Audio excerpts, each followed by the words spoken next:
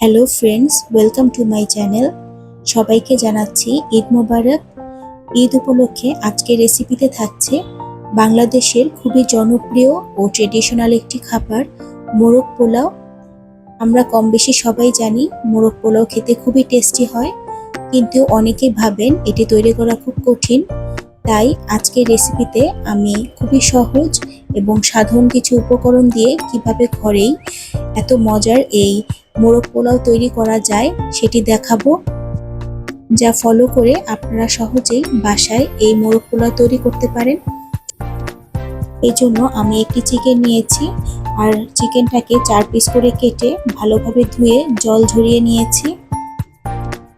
এখন কিছু মশলা আমি তৈরি করে নিব। এতে আছে হাফ কাপ পরিমাণ পেঁয়াজ বাটা, তাতে দিলাম 2 টেবিল চামচের মতো আদা বাটা আর 2 টেবিল চামচের মতো রসুন বাটা। আদা আর রসুন আমি খুব মিহি করে বেটে নিয়েছি।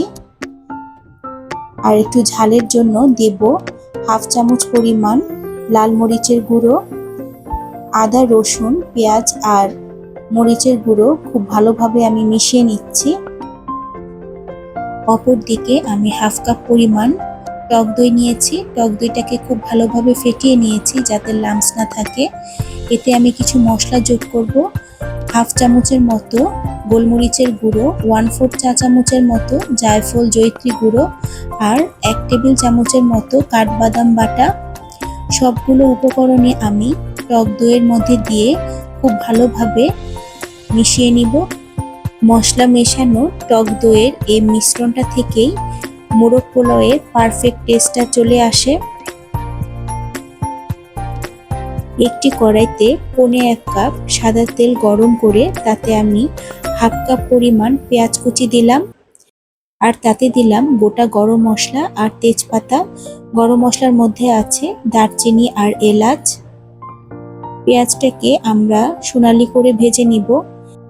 এই সময় চুলোর আঁচটা মিডিয়ামে রেখে পেঁয়াজটাকে ভাজতে হবে। হাই ফ্লেমে ভাজলে পেঁয়াজটা খুব দ্রুত কালচে হয়ে যায়, তাই একটু সময় নিয়ে মিডিয়াম ফ্লেমে পেঁয়াজটাকে সোনালি করে ভেজে নেব। সোনালি করে ভাজা হলে এর মধ্যে দিব তৈরি করে রাখা সেই মশলার পেস্টটা। এখন মশলার পেস্টটাকেও পেঁয়াজের সাথে খুব ভালোভাবে কষিয়ে নিতে হবে। কষানো যত ভালো হবে মাংসের টেস্টটাও তত ভালো আসবে। সামান্য পরিমাণ জল দিয়ে আমি মিডিয়াম ফ্লেমে একটু সময় নিয়ে খুব ভালোভাবে মশলাটা কষিয়ে নিব। মশলা থেকে যখন তেল বের হয়ে আসবে তখন আমি ধুয়ে রাখা চিকেনগুলোকে দিব। চিকেনের সাথে মশলা খুব ভালোভাবে আমি কষিয়ে নিব। এখানে আমি একটি চিকেন দিয়েই মোরগ পোলাওটি করে দেখাচ্ছি। আপনারা আপনাদের প্রয়োজন অনুসারে সেই অনুপাতে উপকরণ বাড়িয়ে রেসিপিটি করে নিতে পারেন। এতে দিচ্ছি প্রয়োজন অনুপাতে লবণ। আমি এখানে মাংসের অনুপাতেই লবণটা দিয়েছি, আবার যখন পোলাও রান্না করব তখন পোলাওয়ের অনুপাতে লবণ দিব। সবকিছু খুব ভালোভাবে নেড়ে আমি ঢেকে কষিয়ে নিব ততক্ষণ পর্যন্ত যতক্ষণ না মশলা থেকে তেল উপরে ভেসে আসে।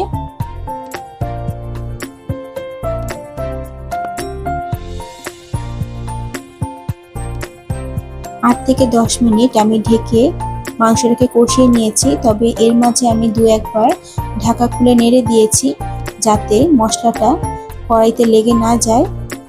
এখন দিব দইয়ের সেই মিশ্রণটা আর একই সাথে দিচ্ছি 1 চা চামচের মতো টমেটো সস। টমেটো সসটা দিলে মাংসের ফ্লেভারটা খুব ভালো আসে। এখন সবকিছু আবার ভালোভাবে মিশিয়ে আমি ঢেকে আরো খানিকক্ষণ কষিয়ে নিব। এই কষানোর মাধ্যমে মাংস প্রায় 80% সিদ্ধ হয়ে আসবে। ভিডিওটি ভালো লাগলে অবশ্যই আমার চ্যানেলটিকে সাবস্ক্রাইব করে আমার পাশে থাকবেন আর পাশে থাকা বেল বাটনটিকে অবশ্যই প্রেস করে দিবেন যাতে নতুন ভিডিও আসার সাথে সাথেই নোটিফিকেশন চলে যায়। আর লাইক, শেয়ার ও কমেন্টস করে আমার চ্যানেলটিকে সামনে এগিয়ে নিয়ে যেতে সাহায্য করবেন। এরই মাঝে আমি ঢাকা দিয়ে বেশ খানিকক্ষণ মাংসটিকে কষিয়ে নিয়েছি আর অবশ্যই কিছুক্ষণ পর পর নাড়িয়ে দিতে হবে যেন নিচে লেগে না যায়। মাংস খুব ভালোভাবে কষানো হলে এখন দিব আমি 1 কাপের মতো জল। খুব বেশি পরিমাণ জল দেওয়ার দরকার নেই, কারণ মাংস অলরেডি প্রায় সিদ্ধই হয়ে এসেছে।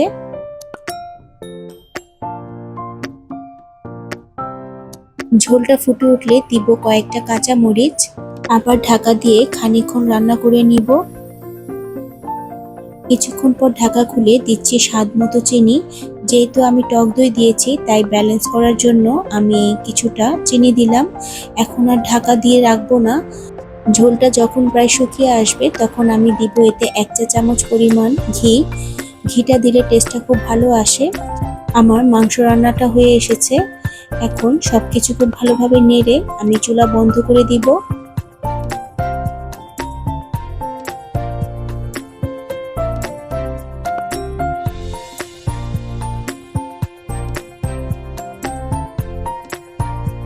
প্রায় 8-10 মিনিট পর আমি মাংসের পিসগুলোকে আলাদা করে উঠিয়ে নিচ্ছি, আর যে ঝোলগুলো থাকবে সেগুলো অন্য একটি পাত্রে আলাদাভাবে উঠিয়ে নিব।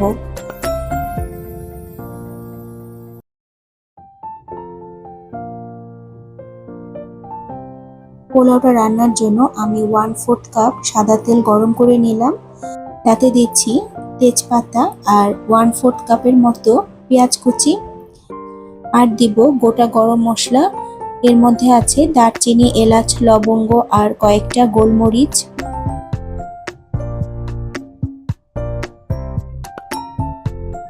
পেঁয়াজটা যখন সোনালী রঙের হয়ে আসবে তখন আমি আগে থেকে ধুয়ে জল ঝরিয়ে রাখা চিনি গুঁড়া পোলাওয়ের চাল দিব।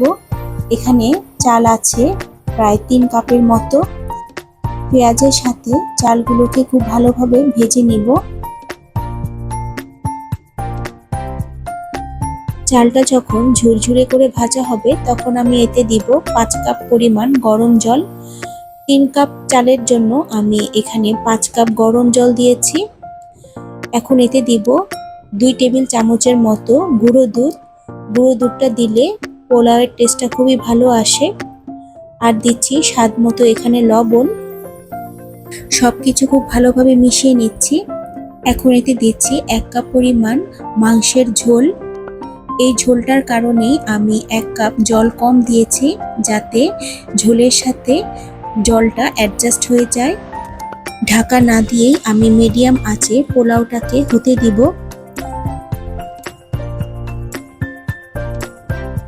জলটা শুকিয়ে যখন চালগুলো দেখা যাবে তখন আমি এর উপর দিয়ে মাংসগুলোকে বিছিয়ে দিব। তার উপর দিব কয়েকটা কাঁচা মরিচ। এরপর ঢাকা দিয়ে একদম লো আঁচে আমি 15 মিনিট এটাকে দমে দিব।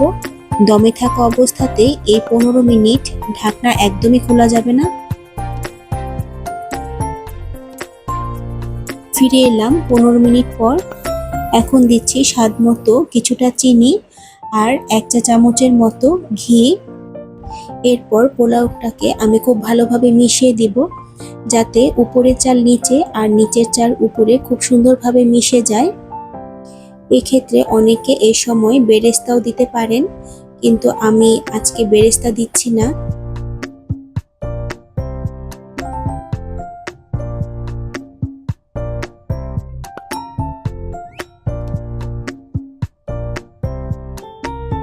এভাবে সবকিছু ভালোভাবে মিশিয়ে আমি ঢাকা দিয়ে আরো 10 মিনিট দমে রাখবো।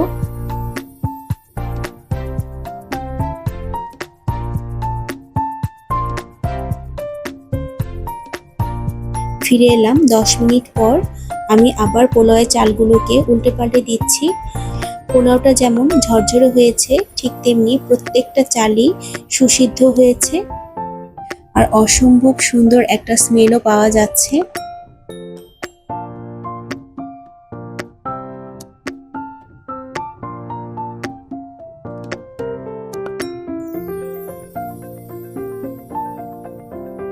আমাদের মোরগ পোলাও প্রায় হয়ে এসছে। একদম শেষে দিচ্ছি কিছু কিশমিশ আর 1/2 চা চামচের মতো কেওড়া জল দিয়ে আমি আরো 10 মিনিট ঢেকে রাখবো।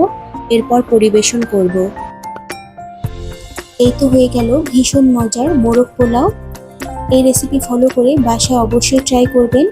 ছোট থেকে বড় সবাই খুবই পছন্দ করবে আর বারবার আপনাকে রিকোয়েস্ট করবে এই রেসিপিটি করার জন্য। আজ এ পর্যন্তই, ফিরবো নতুন কোনো ভিডিও নিয়ে। সে পর্যন্ত সবাই খুব ভালো থাকবেন আর রেসিপিটি শেষ পর্যন্ত দেখার জন্য সবাইকে অসংখ্য ধন্যবাদ।